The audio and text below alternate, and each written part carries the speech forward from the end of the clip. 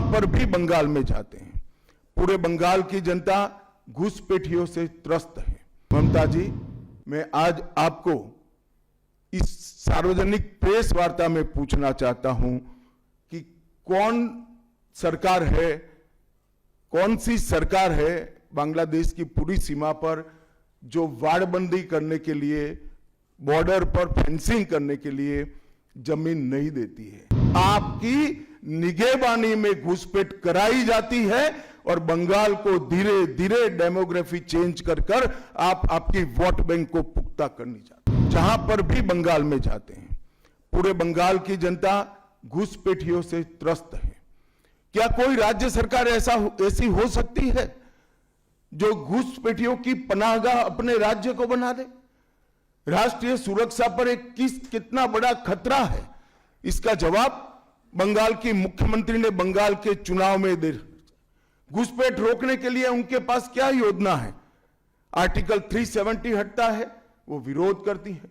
CAA लाकर बंगाल के शरणार्थियों को नागरिकता देने का हम कार्यक्रम करते हैं, वो विरोध करती हैं। और वो ठीकरा फोड़ते हैं कि बीएसएफ है, वो रोक नहीं रही है।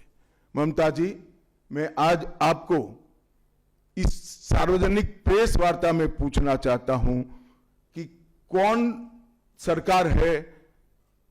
सी सरकार है बांग्लादेश की पूरी सीमा पर जो वाड़बंदी करने के लिए, बॉर्डर पर फेंसिंग करने के लिए जमीन नहीं देती है?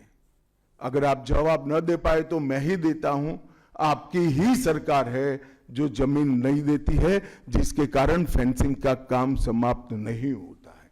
फिर भी भौगोलिक रूप से कठिन सीमा पर से कोई घुस कर आता है तो कहां जाता है? सबसे पहले बंगाल के गांव में जाता है। आपका पटवारी क्या कर रहा है? आपका थाना क्या कर रहा है? क्यों इसको अरेस्ट नहीं किया जाता? क्यों उस पर केस दर्ज नहीं होता? क्यों इसको वापस भेजा नहीं जाता? जवाब है क्या आपके पास?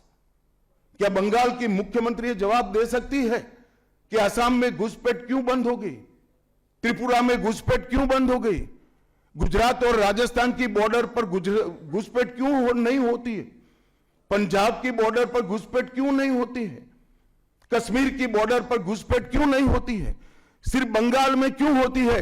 क्योंकि आपकी निगहबानी में घुसपैठ कराई जाती है और बंगाल को धीरे धीरे डेमोग्राफी चेंज कर आप आपकी वोट बैंक को पुख्ता करनी चाहती है। मगर ये लंबा नहीं चलेगा। बंगाल की जनता अब जान गई है और इसके खिलाफ लामबंद भी हो रही है। और मुझे मालूम है अगला चुनाव घुसपैठियों को निकालने के मुद्दे पर और घुसपैठ रोकने के मुद्दे पर लड़े जाने वाला है, क्योंकि न केवल ये बंगाल का अब मामला रहा है। मैं आज बंगाल की जनता को इस प्रेस वार्ता के माध्यम से बताने आया हूं कि बंगाल की बॉर्डर से हो रही घुसपैठ सिर्फ बंगाल का मामला नहीं रहा है, अब ये राष्ट्रीय सुरक्षा का मामला है। देश की संस्कृति को बचाना है, देश की सुरक्षा को सुनिश्चित करना है, तो बंगाल की बॉर्डर सील कर दे, ऐसी देशभक्त सरकार यहां लानी पड़ेगी जो ममता बनर्जी नहीं कर सकती, केवल और केवल भारतीय जनता पार्टी कर सकती।